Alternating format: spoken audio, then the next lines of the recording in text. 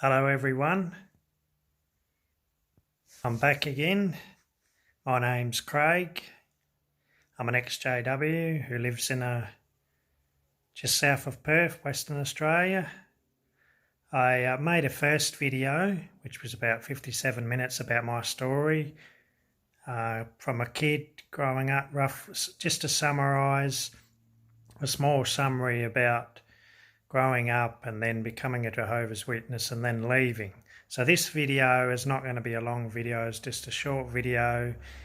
And I know I'm not doing all the fancy editing and videos from like the activists are doing, like John Cedars, ex-JW, Fifth and so on. But I mean, I just left last year, Jehovah's Witnesses. I faded. I wouldn't give them the benefits of disfellowshipping me after seeing many videos of what people went through, like how I'm going through that.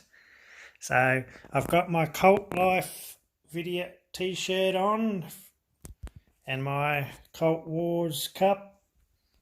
So I'm ready to go. I'm just going to give just a few experiences of people in the organisation that I knew and behaviours, and just a little bit more about me in this video, so I only make it short. Just to start off, everyone's familiar probably with the Australian Royal Commission. If you're not, go onto YouTube and watch it, about the investigation into Jehovah's Witnesses. There was an elder on there that was being addressed by the lawyer, and he was Max Hawley. I shared a congregation with him in a town called, or a small city called Mandurah in Western Australia here, for about 7 years. Now, he was one of the elders in that congregation. He took the watchtower, or as we know, the watchtower conductor is known to be, and he was an unusual man because he used to say to me, "Oh, Craig, you comment so well at the meetings. Maybe you should reach out and do more." Each time I asked him if I could do the watchtower, "Oh, you got to be in good standing." And if I'd been here for, at the time, 4 or 5 years, I mean, what do you... So it was all about status and favouritism. He got his son up on the stage, and oh goodness me, his son used to make these most lamest, stupid jokes.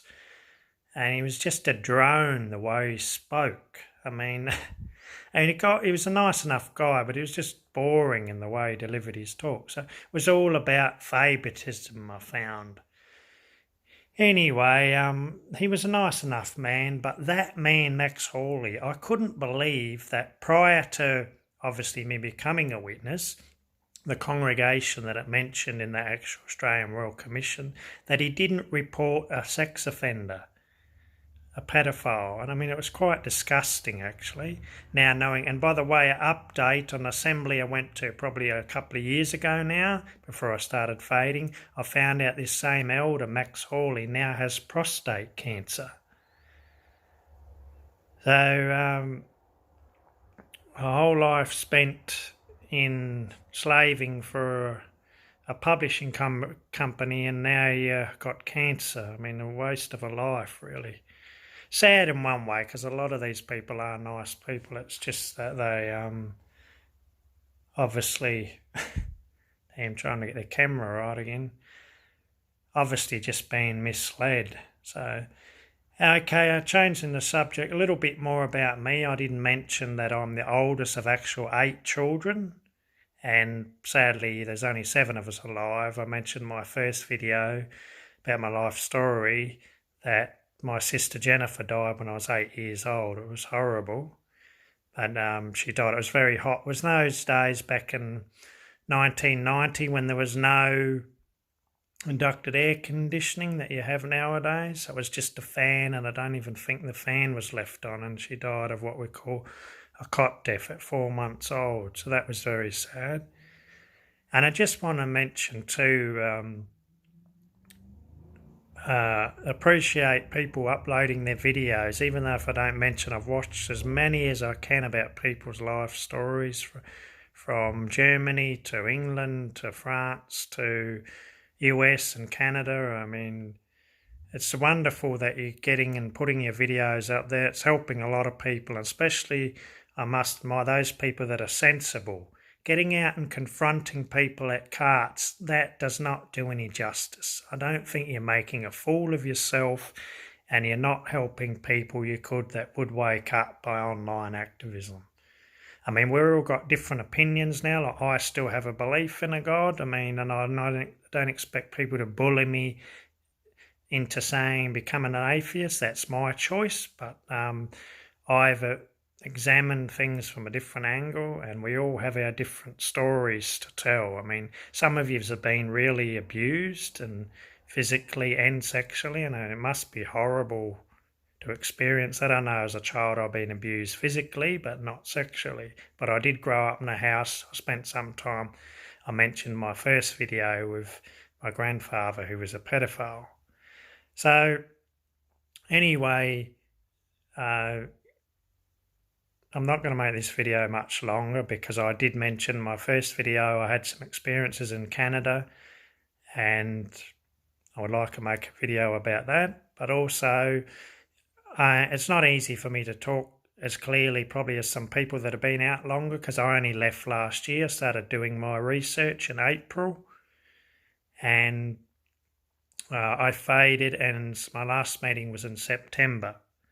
But I'll just mention some points. When I was going to one of my last meetings, which was in Bunbury in Western Australia. People who live here, if you watch this, you'll know where that is. We actually started studying with Jehovah's Witnesses in my teens before I eventually became baptised.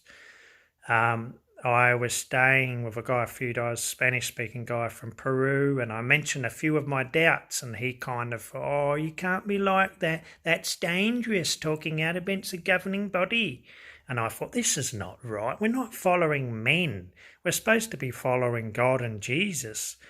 And a lot of people that still are Christians now must admit that, you're supposed to be following the Bible, not what men say. These men station themselves in these elevated positions are just absolute hypocrites.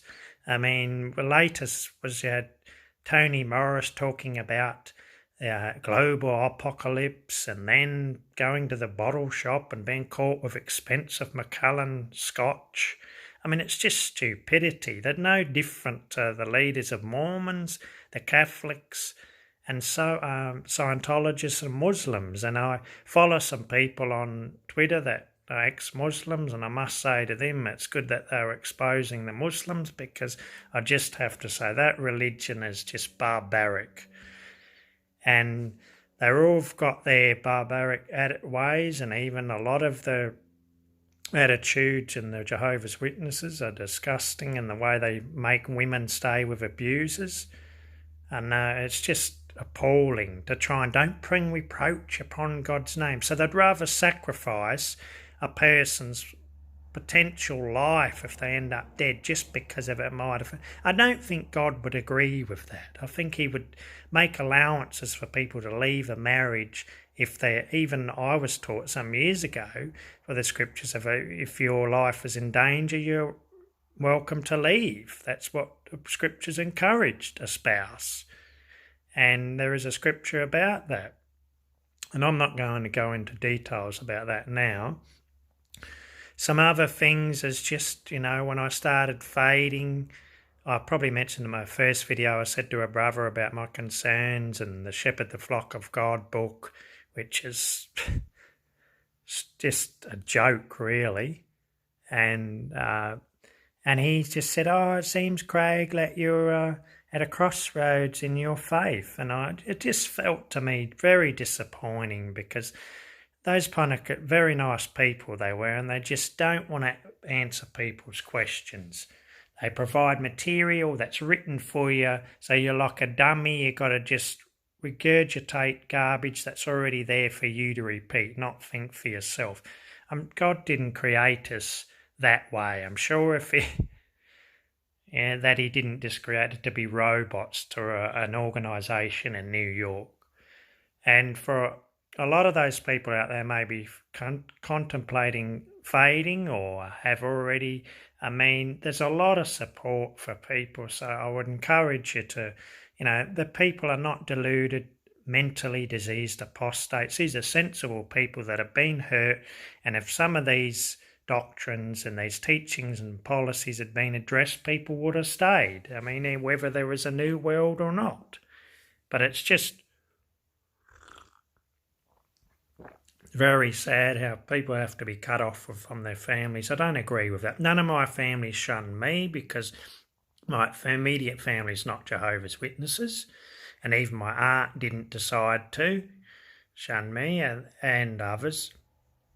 But I haven't been anywhere near my congregation, and I don't intend to. And also, my mother went to the memorial. She's still disappointed in me because my mum was indoctrinated from birth. But the strange thing is she never became a Jehovah's Witness or baptised, but she still believes it. So I'm kind of dumbfounded over that. But my mum was abused as a child for many years, so it would mess your head up mentally. Also, I would encourage people, when you do leave, take time out for yourself. Don't always watch these XJW videos. The negativity can be just too much. I mean, I find myself sometimes feeling depressed, and I just got to do something else. Go and watch a movie, go to the park, start pursuing some goals or interests you have had, trying to make some changes and take time out for yourself. I mean, just read a positive book that's nothing to do with religion or what you've experienced. I mean, see a psychologist. That's what I'm currently doing, and it really helps your mind. Don't listen to the nonsense where they twist your mind to they're there from Satan. That's just nonsense. And your true friends and family will be people that you can cultivate outside the religion. As sad as it is, if you can't convince your family to leave and they decide to shun you, whether you fade, you disfellowshipped, it's just unfortunate, but life is good. You can continue on. Like I mentioned in my first video, I think I did that. I lived in Canada for 2 years. I've travelled to India, Singapore, Peru and South America, and I tend to do a lot more. And now it's a Saturday as I make this morning, just around lunchtime, as I make this video. And it was reporting that this time last year I'd probably be out preaching. So I'm glad I'm not doing that anymore. I can sleep in, and tonight I'm going to meet some new people out for dinner, and hopefully I can start establishing some new friends outside the religion. So if anyone comes across this video that knows me or just reach out in the comments, or you want help leaving, or you've left in the past and you've known me, or you live in Western Australia, or Perth, around that area, or anywhere Australia, and you feel you can reach out for help or some advice on resources. I know I've got a few books I've read on crisis of conscience about Ray Franz, the ex-governing body member that wrote a book about the inside workings of how the Watchtower organisation really operates. So you find that helpful, and that really woke my mind up to the doubts and validated my mind. So there is life after Jehovah's Witnesses. I know many people have joined other churches, but I don't intend to do that at this stage. There's a few that I might go and just have a look at to see what modern church, what they teach, but I can't see myself becoming a member of anything after this. So yeah, life isn't easy, but it does get better, and your freedom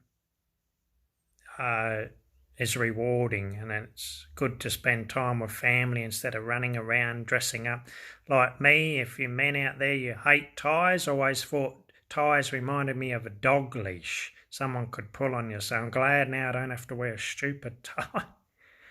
So anyway, I'm going to finish this up. I thought you might like to say hello to the dogs I've got here. Actually, my housemates' dogs, Bambi and Enzo.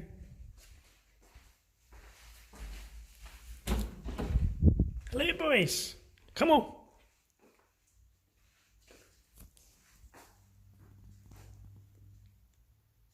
It's in the video. That's Enzo. He's the guard dog.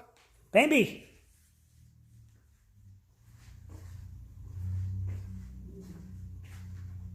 Come on.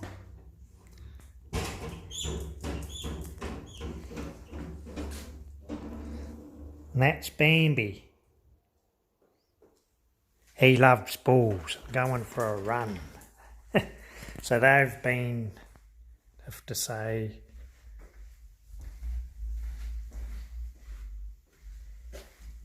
they've been my good companions when I'm bored at times. So, anyway, I'd like to finish this video up.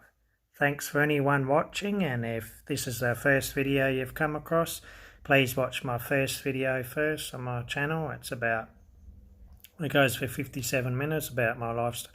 I'm going to make other videos in the future, but it'll take me some time to work out how to edit videos to provide more content. So thank you for watching, and wherever you are in the world, have a good day. And if you're still in this toxic organisation, don't give up. Whether you're a teenager, you can get out. So have a good day. Take care, everybody.